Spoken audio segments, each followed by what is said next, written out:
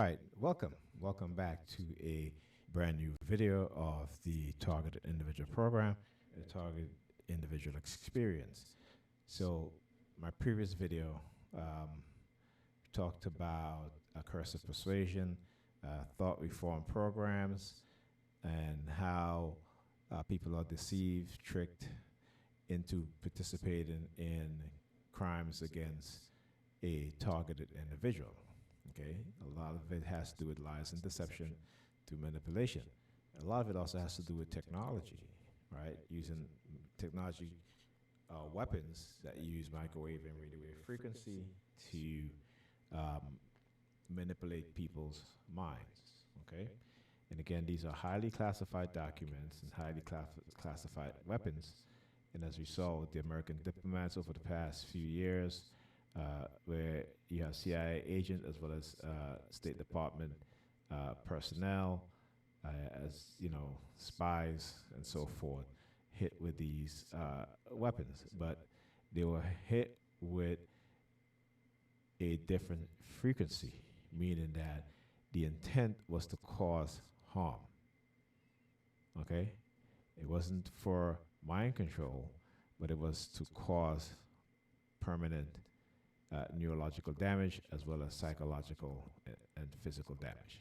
Okay, so we're going to continue where I left off. I think I was talking about there were two documents that I was going to read from, and I may have to do another video on the other document as I'm going to read from this document. Okay, let's begin.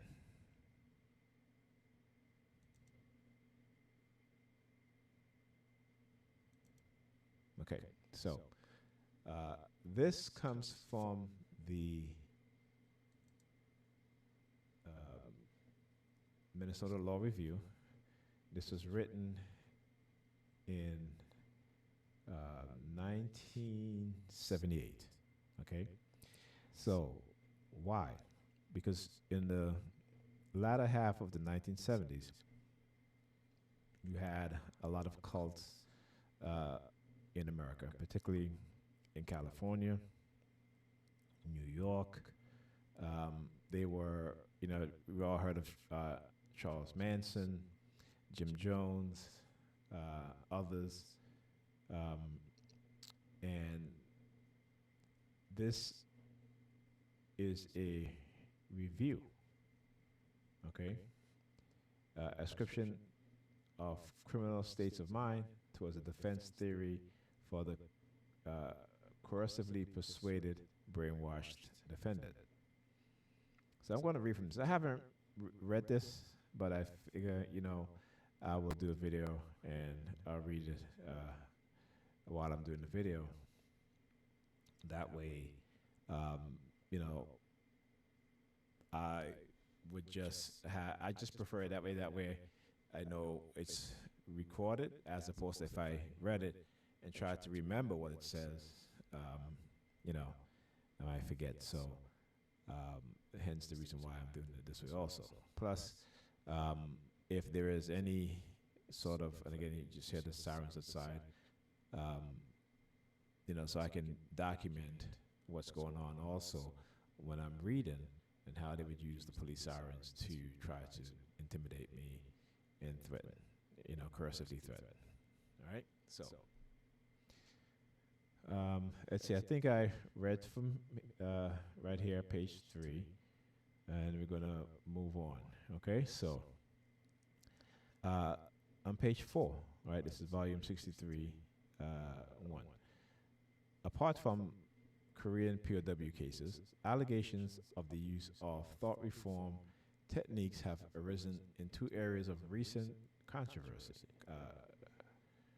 Right, the first concern a member of New Age religious cults that, according to their critics, utilize high-pressure thought reform methods to induce college-age youths to join them as devotees.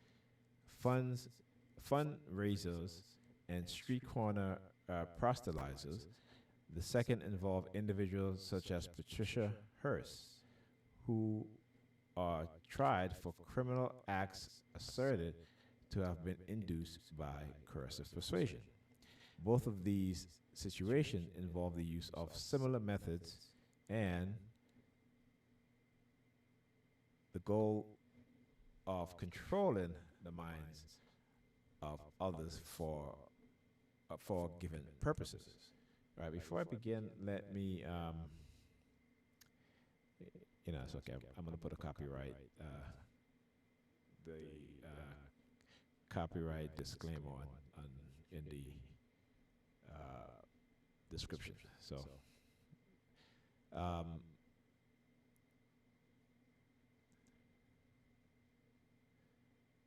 uh, the goal of controlling the minds of others for given purposes, because the legal context in which these cases arise are distinct.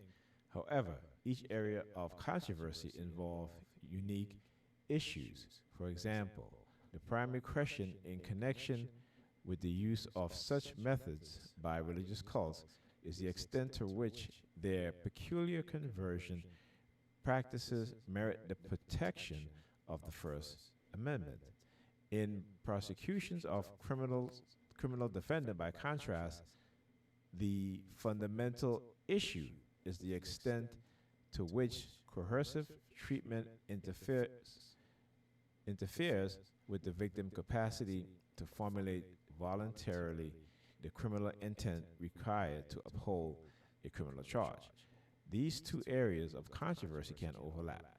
A religious convert might be induced by his or her leader, to commit acts such as soliciting donations for non-existent social program that violate the criminal law. At trial, he or she might attempt to interpose his or her forcible conversion as a defense. An earlier article by this author considered issue raised by religiously motivated thought reform. The present article addresses the question of how the legal system should treat the coercively persuaded criminal defendant. Although not indicated by a number of victims of wartime or religious coercive persuasion, the present inquiry is of interest for several reasons. The frequency with which such cases arise is likely to accelerate as social condition conducive to terrorism and other forms of psychological totalistic behavior continue, and as the potential utility of thought reform methods become more widely known among extremist groups. Moreover, commentators who have considered the problem of the coercively persuaded defendant have concluded, largely on an analysis of the Patricia Hearst case, that no legal defense is available to such an individual. If they are correct, their conclusion is a troubling one. For it means denying a defense to a class of defendants who are, by ordinary moral intuitions, often more victim than perpetrators. So this was again in the 1970s, and we heard about the Charles Manson trial, and I think they recently released one of the women who participated, who was in that group, right? But that was then, right? There is no mistaking. There's no denying, even though they denied it back then, that coercive persuasion, brainwashing, is real, okay? And what do we see on television? What we see government, military, when they get on these television news programs, and they talk about how people are being conditioned online, right? So you actually had during the Iraq-Afghan war, you also have Americans, white Americans, even women, okay, who will get on the plane and go to Afghanistan, Iraq to fight. All right? People can be indoctrinated even and online, and they notice. The United States have its PSYOPs program, its recruitment program, in which its agents operate online, right, to manipulate, to recruit agents. So, again, coercive persuasion is something that works. They know it works. They may try to say these things don't work, but at the same time, they're talking about how people are being brainwashed to put on suicide vests. I shouldn't even say that. Let me backtrack on that. Self-deleting vests that they can delete themselves and others. Okay? All right? So don't let them try to tell you that people cannot be brainwashed or manipulated into committing acts of atrocities. Okay? We've seen it all throughout history. So, as a TI, and the reason why I am doing this is to give you a better understanding of how, particularly for TIs who have, particularly like, well, Aaron Alexis, you know, he was on a live. Who else? Myron Mays, Yvonne Hiller, and there's a Chinese guy, I forgot, who was upstate New York, who went into the unemployment office and started to, self-delete people. Not self-delete people, but to delete people, right? And he claimed that they were targeting him and such. And then we have another, others, right, who are indoctrinated, manipulated, brainwashed into committing acts of violence. Okay, so the what do you call the Batman shooter? We had Sandy Hook. We had the Virginia Tech. We've had Pulse nightclub, a whole host, right? Because people are being manipulated. They are being brainwashed. They're being indoctrinated into into some belief ideology. Right? So even when they're not in a lab being brainwashed, they're being brainwashed online. They're being coercively persuaded through online activities in which you have skilled PSYOPs operators who are engaging in psychological manipulation. Social media is a very powerful tool for those who are well versed in dark psychology. Okay? And any one of us can be manipulated. We are not prone from being manipulated. As TIs, we know for a fact that we were and still are being manipulated. Okay? And like I said, if there comes a time when it gets to a point where when they start becoming aggressive, like at times they do, and if I need to defend myself, be it psychologically or physically, I will. Okay? There's not a question in my mind about that. So what they have to decide is just how far they want to take it. Okay? So let me continue. So the defense of duress may also be available. This defense requires that the defendant believe that should he or she fail to act as demanded, he or she or others will be severely injured or killed. The threat must be one that a person of reasonable firmness would find impossible to resist, because the victim of thought reform often continues to feel controlled by the captors even after leaving there present. He or she may reasonably, if incorrectly, believe that he will suffer punishment if he fails to act as expected. Alternatively, forced subjection to the process may of itself supply sufficient coercion to justify application of the defense.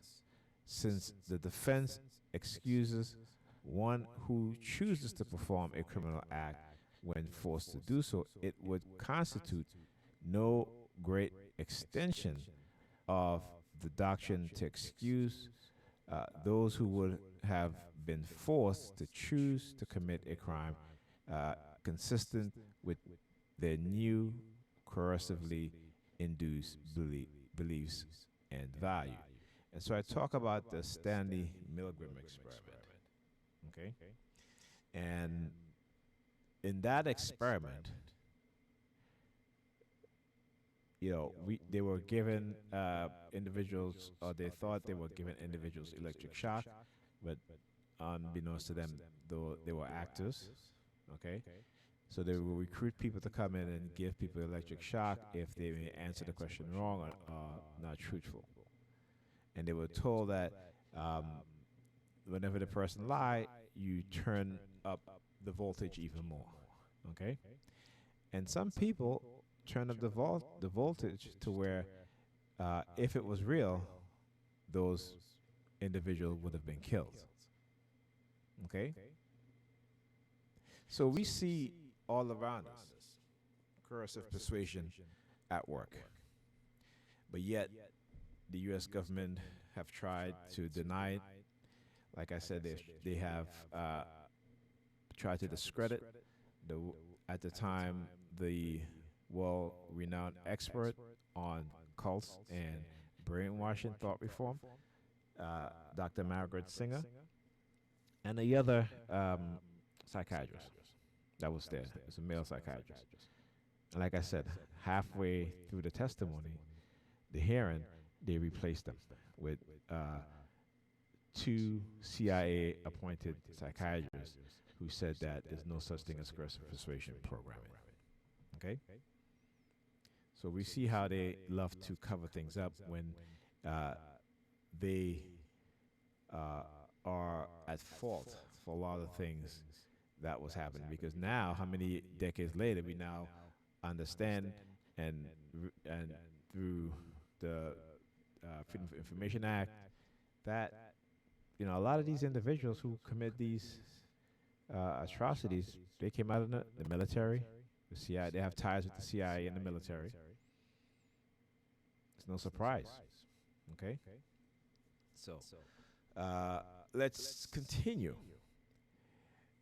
Even though existing defense might be capable of extension, at least in some cases, to encompass victim of coercive persuasion, it does not follow that this would be the most desirable solution. Extension of existing doctrine to include the hard case of a coercively persuaded defendant may blur the lines separating legal concepts to the point where no one can predict their boundaries. Moreover, this solution may be available only to some thought reform victims. Those who are able to bring their mistreatment within the parameters of some existing defense theory. Others will be left without any defense. Finally, a totally new defense has the considerable advantages of analytical simplicity and precision, predictability, as well as other benefits discussion at page 33. Now, again, when you're trying to prove these things, okay, remember back then was different. They didn't have cell phones that can record. Technology wasn't advanced as it is now. Now we're in the age of information. We have advancements in technologies, which allows us to carry a computer in our hands, a camera in our hands, a video recorder in our hands. So we have all these devices into what used to be separate devices. We have them all in one device today. Okay? And like I said, it is up to us to prove what we're saying as TIs. Now, we may, like I said, we may not be able to prove about the directed energy weapons, but we can somewhat prove it, you know, um, through our medical records, through the damages done to our brain, our bodies, our psychology, our psyche, I should say. Um, so, you know, we can definitely prove it somewhat. Now, in terms of the government relinquishing their secrecy on these technology, that will never happen because they have to maintain their plausible deniability.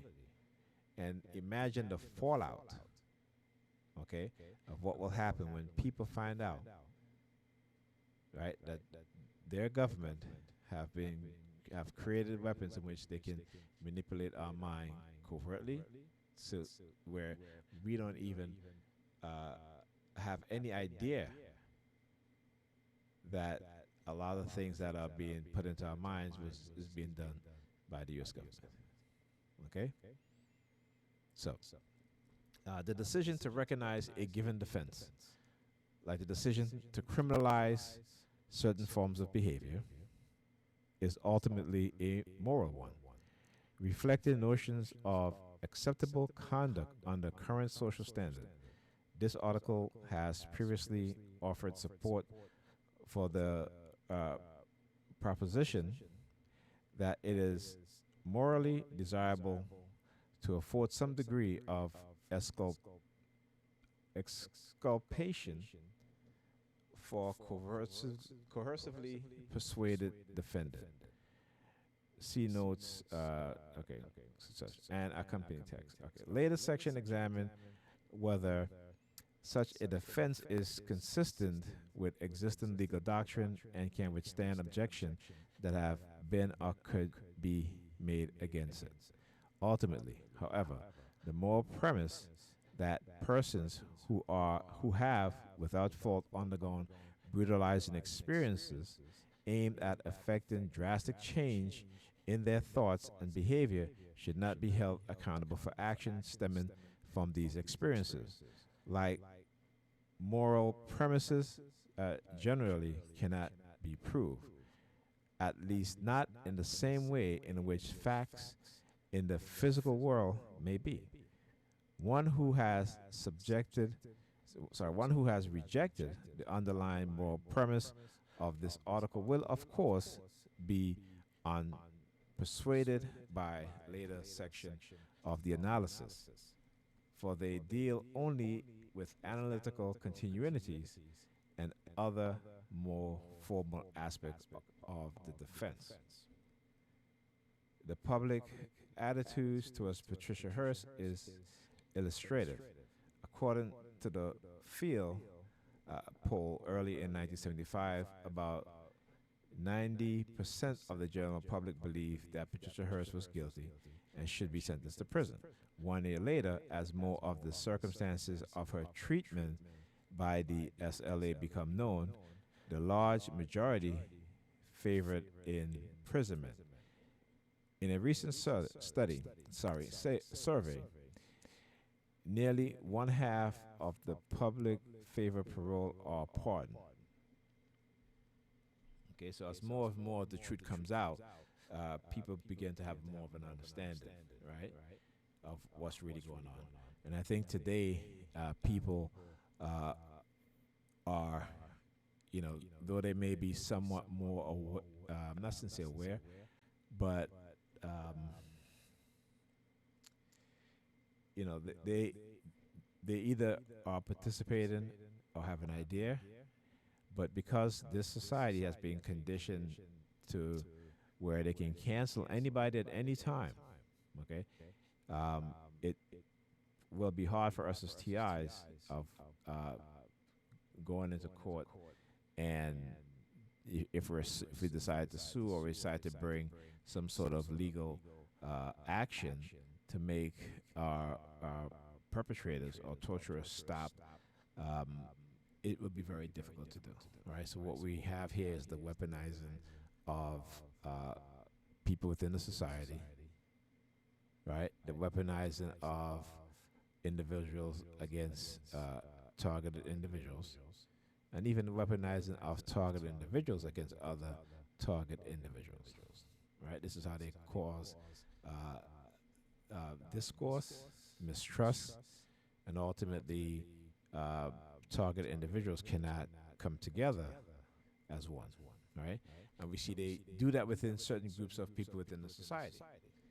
And I've always said I don't just look at my target, I look at how the broader society is also conditioned, is also being programmed. Right? All right, so where was I? Okay, here we go. All right, consider a hypothetical individual captured by an outlaw gang and subjected to lengthy thought reform techniques, beginning with threats and terror and continuing with isolation, starvation, sleep deprivation, and guilt manipulation carried out by seemingly all powerful actors. Captors. Hold on a sec here. At various intervals, let me make sure that I'm still recording. Yes, I am. Okay. At various intervals in the process that individuals captors demand that he or she perform criminal acts for their benefit under traditional criminal defense theories, exculp, exculpation would be available for those crimes the victims commit during the initial stages of captivity.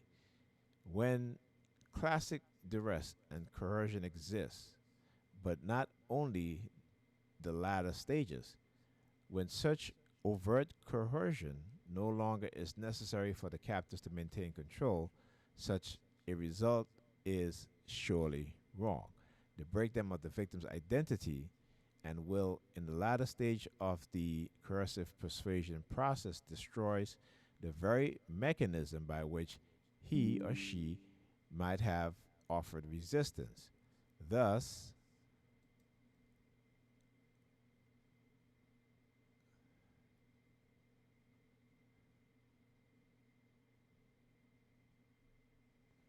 on here.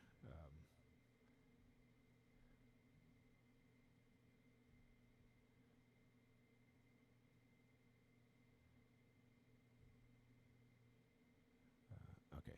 Thus, uh, acquiescence is acquiescence is rendered more certain than in the earliest stages when simple duress is applied. A person under direct threat of death will rarely cling to even deeply held beliefs. Rare still is the individual who can resist protracted, unremittent, coercive thought reform techniques. Consideration of theories individually believed to justify punishment also suggests that coercive persuasion should be taken into account in assessing a defendant's criminal guilt. Prison law decision hold that punishment to be constitutional must advance one or more of the accepted rationalities of the criminal justice system. Societal safety, rehabilitation, deterrence, or retribution, punitive treatment of coercively persuaded defendant is difficult to reconcile with this requirement. Past experience demonstrate that most such victims, once removed from the coercive environment, soon lose their inculcated response and return to their former mode of thinking and acting. This return often is accompanied by expression of anger, in which as I said, I was about to read that here, police sirens, right? Yeah, whoop. Okay, this return often is accompanied by expression of anger, in which the former captive accuses captor of the rape of his mind and personality. Punishment of such individual does little to promote the rationales of the criminal justice system. If punishment of the coercively persuaded defendant conflicts with both basic intuition, uh, intuition, and the justification advanced for invocation of criminal punishment, yet cannot be avoided under any existing defense theory, it becomes necessary to fashion a new theory of defense. Occam Razor dictated that such new defense should constitute, insofar as is possible, a logical extension of existing concepts of act, intent, and blame. The actus reus of defendants who have undergone coercive persuasion is undisputed. They apparently are neither insane, coerced, nor acting under diminished capacity, and yet they seem less than fully responsible for their act. This is so because the coercively persuaded defendant choice to act criminally was not freely made, and in, indeed appear to be not his or her choice at all. Traditional men's rear analysis has inquired only whether a defendant who commit an allegedly criminal act possesses the requisite state of criminal mind at the time of the act. In the case of the coercively persuaded defendant, it is appropriate to ask also whether the intent the actor possessed can properly be said to be his own. Now, there was a document, not document, there's an article. It's called uh, "My My Brain Chip Made Me Do It." Okay, so we have been in this area in which people are being microchipped. They're being manipulated with direct energy weapons. Okay, and with these technology, they can create a new personality within you, right? One that's either positive or negative. But we know when it comes to coercive persuasion program, it is not to help the individual, but to destroy the individual, or to have that individual join the cult and become loyal to the cult leaders. All right. So there's a lot here, you know, and here goes the sirens, and this is why I'm reading this, because again, and this is from 1978, right? And like I said, just go Google Dr. Margaret Singer, uh, congressional hearing on cults and coercive uh, persuasion programming, and you'll see what I'm talking about. All right. Okay. So, the victim of thought reform typically commits criminal act fully aware of their wrongfulness. He acts consciously, even enthusiastically, and without overt coercion. Yet, in an important sense, the guilty mind with which he acts is not his own. Rather, his mental state is more appropriately ascribed to the captors who instilled it in him for their own purposes.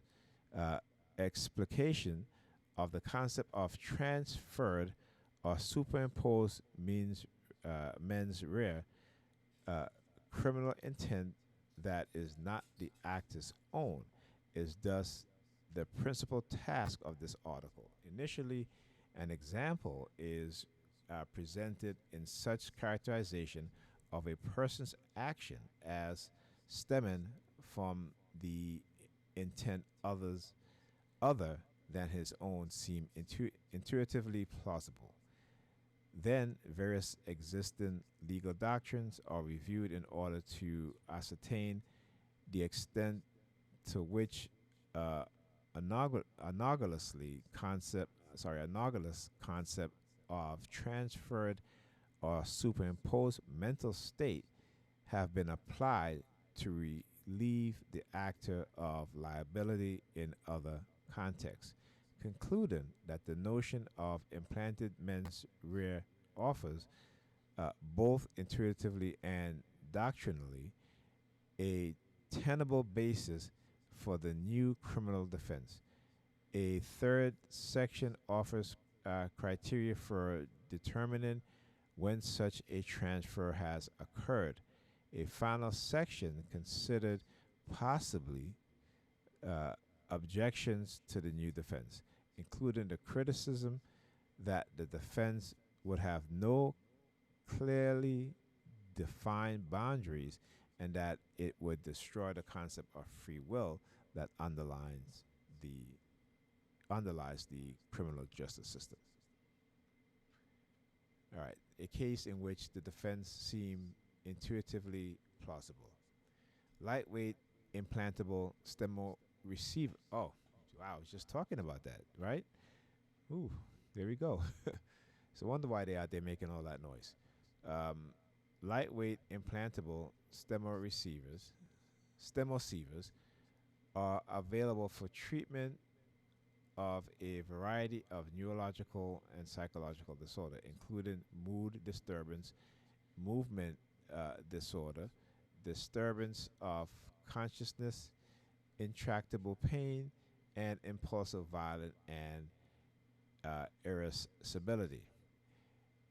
When employed for any of these use, the stemmer receiver function much like a cardiac pacemaker, prompting some neuroscientists to refer to it as the pacemaker for the brain.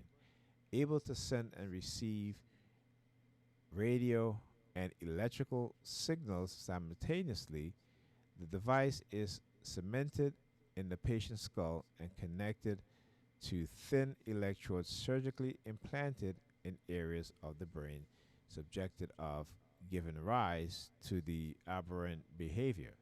If the stemmer receiver detects a normal electrical activity, the area is stimulated by weak electrical current transmitted through the apparatus. If this stimulation produces the desired behavior, the area may be treated chemically or surgically since a stem receiver works by radio transmission. Remote monitoring is possible. Understand this. This was again when? When was this written? 1978, right? I think. Yeah, 76 78, right? So, um, when I talk about these things and I tell you guys that, you know, they're lying to us about how advanced technology has become because what they put out there in social media and the news, it's all uh, you know 10 a decade or 2 decade behind what the military, the CIA, Department of Defense have already developed. Okay, so if in 1970, right, in the 1970s, I remember I talked about Dr. Jose Delgado, in which it was a New York Times article interview in 1970, in which he has a rhesus monkey and he parts the hair on the shoulders, and there was a tiny scar, right? Because that monkey had a stemmer receiver implanted, an implantable device underneath its skin, right? And imagine how small that has to be. And there were no wires, so the monkey would just move around freely. But they were able to not only monitor, but to also control movement, behavior, right? So these things are nothing new. Okay? All right, so suppose that a stemmer receiver equipped patient outside a laboratory, and at the time when he believed the device to be inoperative, receive through it a signal, a stray impulse, or one sent by a practical joker, enemy, or madman that activates portion of his limbic brain, causing him to feel inexplicably and overwhelmingly angry, unable to attribute his anger to the electrical stimulus, the patient might discharge the aggressive impulse by attacking a helpless bystander. In a prosecution for assault, it would be difficult to exculpate such an individual under an existing defense, such as unconsciousness, coercion, insanity, or diminished capacity. Yet, common sense indicate that there is no purpose in punishing the defendant. The As I was reading this, police siren, sorry, the attack was instigated by the radio signal, which was transmitted without any fault on the part of the recipient. No one could reasonably be expected to resist the powerful mood change that resulted. If the defendant possessed mens rea at all, it seemed more natural to attribute it not to the patient but to the sender, since it is his. Give me a sec here. Gotta pause this. Give me a sec. Okay. Where was I?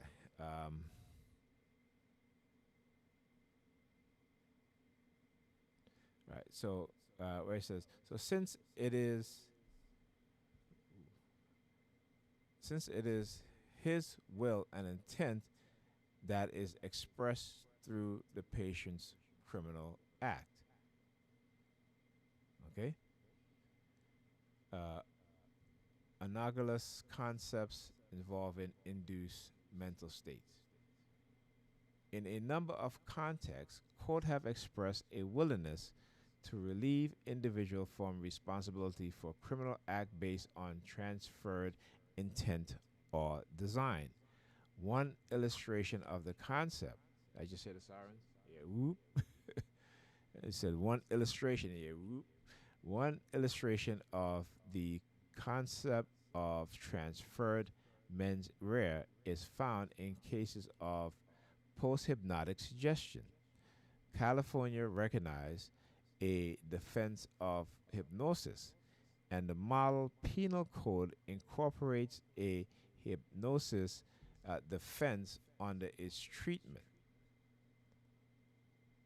of actus reus, justifying it by the marked dependency and helplessness of the subject. It would seem that the hypnosis defense might more appropriately be analyzed according to the transfer mens rea concept, regardless of its theoretical moorings. However, the doctrine assigns criminal responsibility to the hypnosis who procures the illegal behavior, not to the subject who physically carries it out. This approach recognizes that the hypnotized subject is more a victim of a crime than its perpetrator, and that a search beyond the primary actor will reveal another to whom the criminal action may more appropriately be ascribed. The model penal code also refused to inculpate when an otherwise criminal act results from reflex, convulsion, unconsciousness, or an active state of automatism because of the involuntary nature of the act committed. The victim of brainwashing, by contrast, acts voluntarily and is usually aware of the wrongfulness of his act. Thus, such cases do not fit squarely into the code's treatment of hypnosis transferred actus reus. Yet, the recognition that they can be transferred actus reus is an important step towards recognizing a new defense for the coercively persuaded defendant. All right, right here.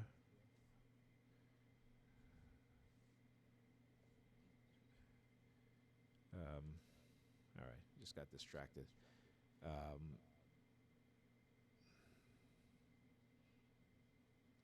if a showing that the actus reus originated outside the defendant result in exoneration, the same consequences should follow when it is the element of mens rea that is externally induced.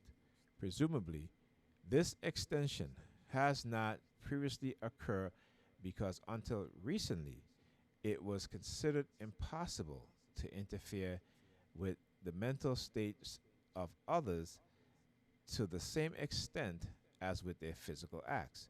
The development of potent techniques of organic and psychological behavior control, however, suggests that such an extension is now appropriate, like the addition of newly discovered elements to the periodic table, recognition of a defense based on transferred mens rea. Simply fills in an existing uh, asymmetry in the theory of criminal excuses. Another existing legal doctrine that employs the concept of transferred mens rea is entrapment. And we see the FBI have been, over the past decade and a half, have been engaging in entrapment. And it's usually using, coming into poor neighborhoods, particularly with African American Muslims, and uh,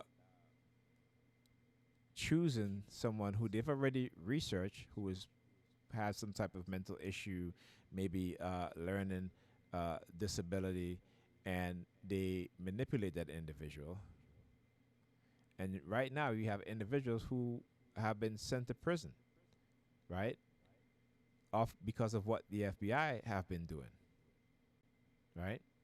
So entrapment used to be illegal for the FBI or any other police, law enforcement department or institution to engage in. So when did entrapment became legal? Okay. The prevailing test for entrapment examines the extent to which criminal intent originates not with the defendant but with the police authority.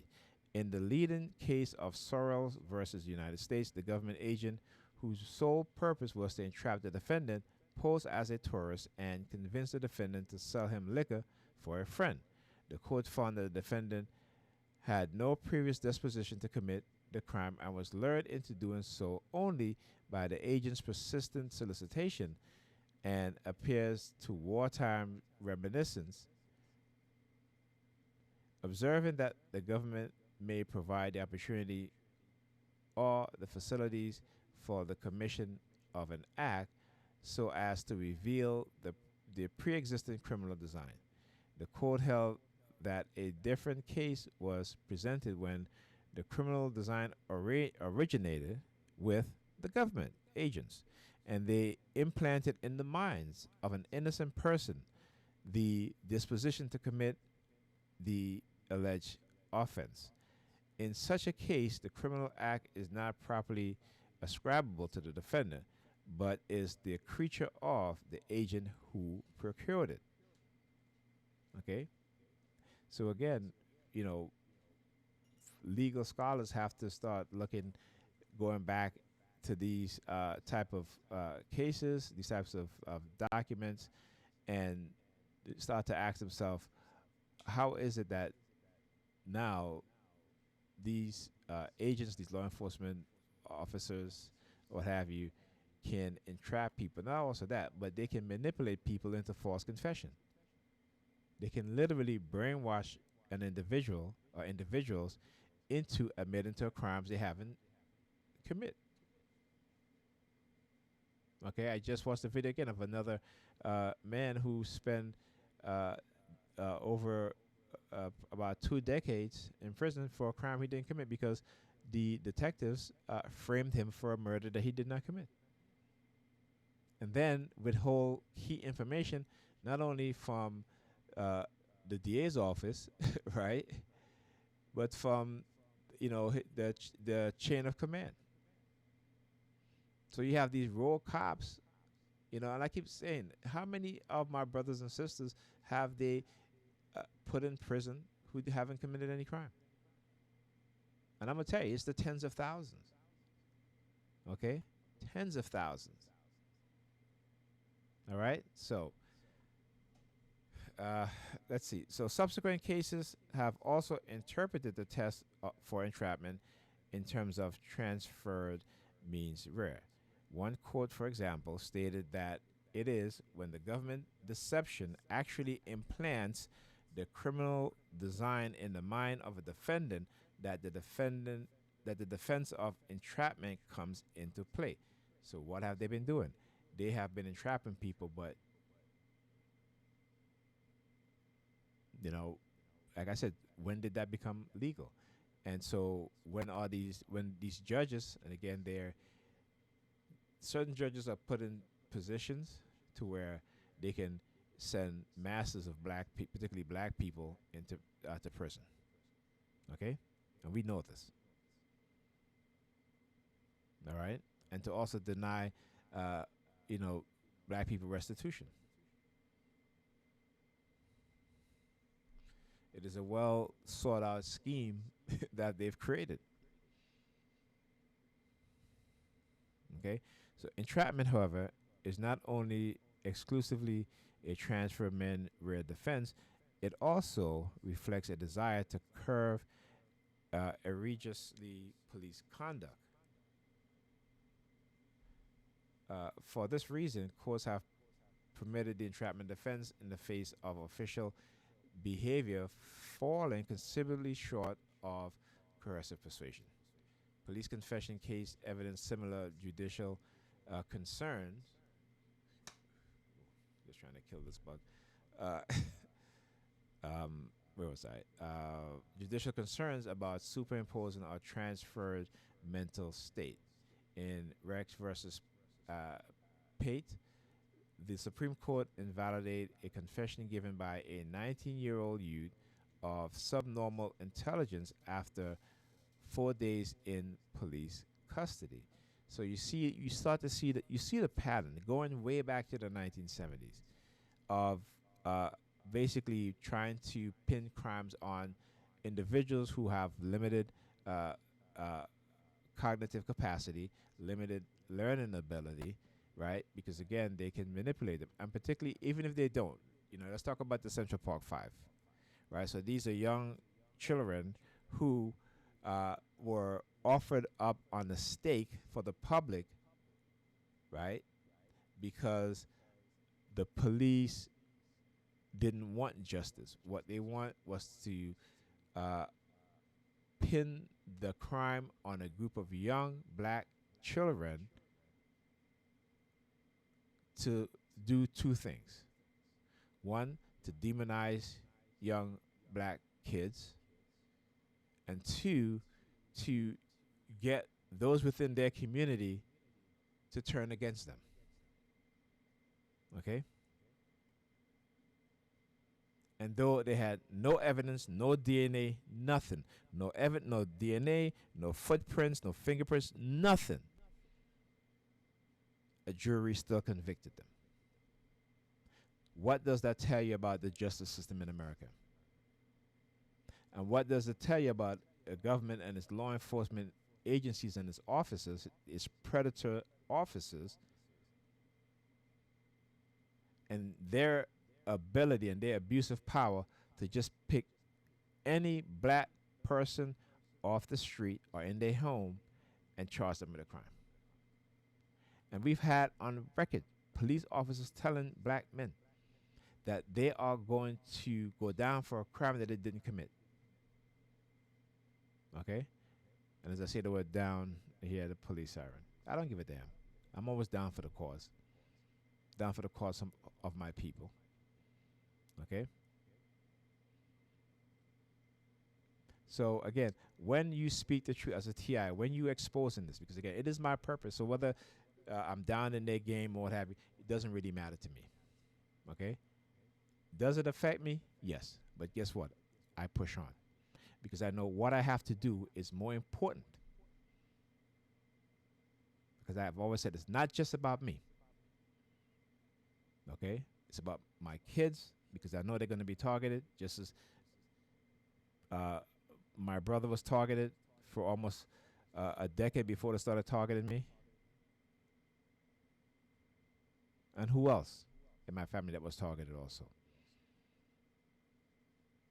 Because these individuals, they are evil and they hide behind their religion. They hide behind secrecy because they are of the dark triad personality types. Okay? So I can be down every day, but I get up, right? I tap into that purpose that what I'm doing is right. And I've been chosen to do this to expose them in a way in which they've never been exposed before. And they may shadow ban me from social media. That's okay. But the information goes out there, it trickles down or trickles up.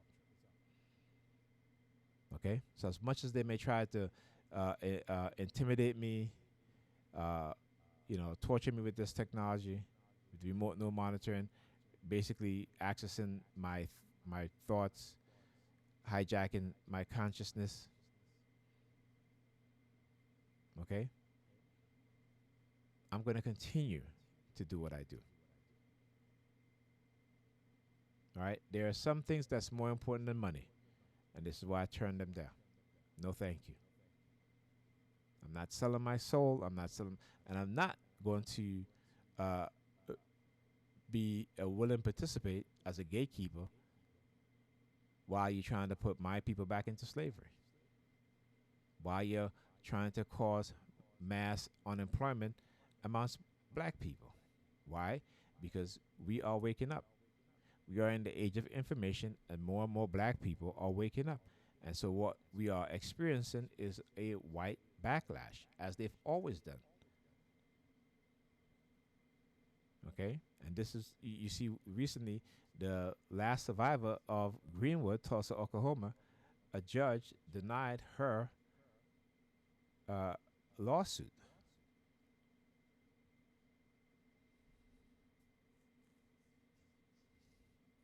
So, if they're not willing to uh, give reparation to a documented event, a historical event, in which, by the way, the white community hid. They hid it for 60 years, just as in Palm Springs. They destroyed black people home, black and Hispanic people home, and they hid it. Okay, manipulated, threatened the survivors, the people that was there. Because this, when I say that white people behavior towards black people is that of a psychopathic nature, I'm not saying this to be cruel and to be disparaging to white people. No, because it's the truth. It is the truth. Okay? So, anyhow,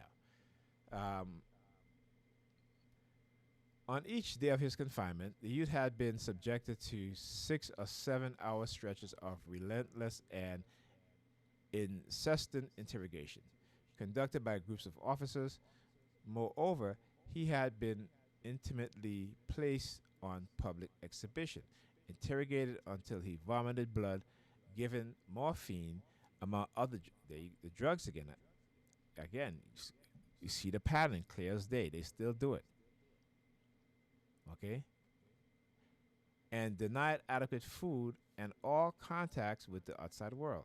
This combination of circumstances, the court said, was so inherently coercive that that its very existence is irreconcilable. For the possession of mental freedom by a lone suspect against whom its full coercive force is brought to bear. In a concurrent opinion, Justice Douglas recognized that identified interrogation techniques can give the interrogator effective command over the prisoner. In Miranda versus Arizona, the court dealt again with the ability of forceful interrogation method to deprive a suspect of free choice.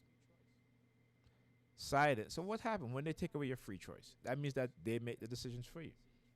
That means that whatever you do, the decision's already been made. So whatever is played out, whatever actions, whatever thought pattern, is because they have given that to you and they know the end results. So it doesn't matter what you do. No, that's control. Right? And with the technology that they have created, they have total control over us if we're not aware of it. Okay? So, silent practices suggested by police manuals, including guilt manipulation, isolation, pretend kindness, which they do from time to time with me, but I don't fall for it. I expect it, you know, and physical and mental stress as tantamount, according to one authority, to brainwashing. The court struck down a custodial confession and prescribed detailed rules in an effort to control police questioning techniques. Well, apparently that didn't work.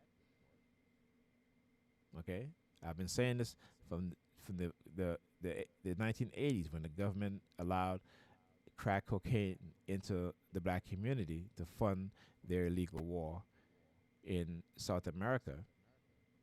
That the CIA had already implanted agents within the DEA, within uh, the police stations in large cities, okay, including smaller cities, okay.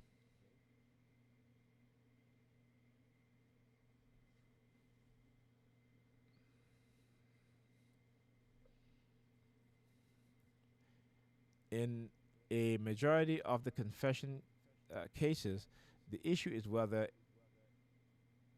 intensive interrogation has deprived the victim of the ability to resist a demand for confession.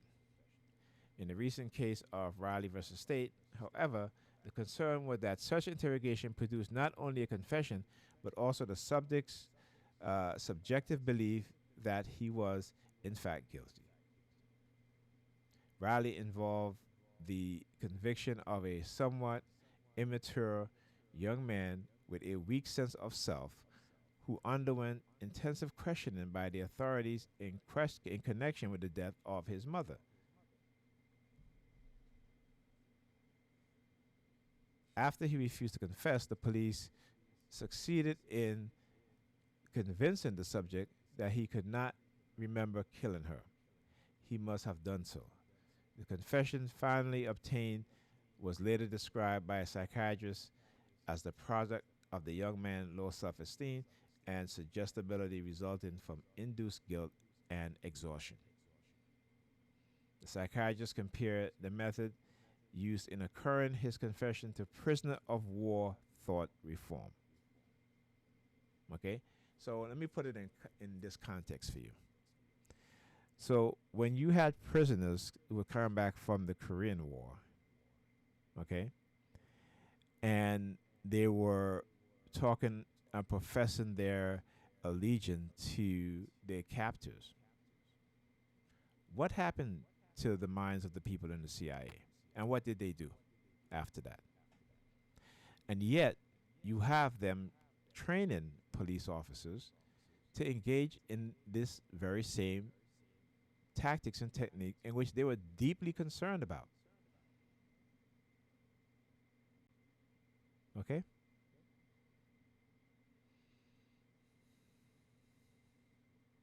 So, uh, after the Defense Committee of prominent local residents urged that the case be reopened, the Connecticut Appellate Court ordered a new trial, citing the questionable reliability of the confession as well as the state suppression of exculpating evidence. So they suppress evidence of innocence.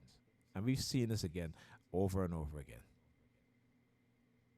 Not only that, but we've seen uh, police relationship with crime laboratories, and where you have, trying to find the right word here, uh, people within those crime lab that will falsify evidence, right, in order to secure a conviction. But it's funny how when they find these things out and these things are exposed, how they don't go back and look at those cases, right? They never ask how many other people have been convicted of false crime lab reports. And you really think these people care about justice?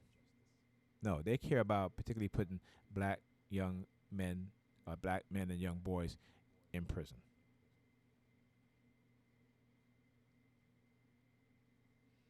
The vast majority of people who are freed by the Innocence Project are black people, black men in particular. Okay? Um, so uh, I am going to um, stop right here. I will do another part 2 or 3 of this if I have to, until we've completed reading this document. It's 35 pages, and so again, it's important that we understand what's going on here, because, like I said, if we don't study the past, we don't understand the past, we don't look at the past is bound to repeat itself, right? And usually, the thing that's in the past that repeats itself is usually the evil ones, right? The negative ones, right? The bad things. Okay. So, with that being said, I will talk to you guys on the next Target Individual Experience, Target Individual Program.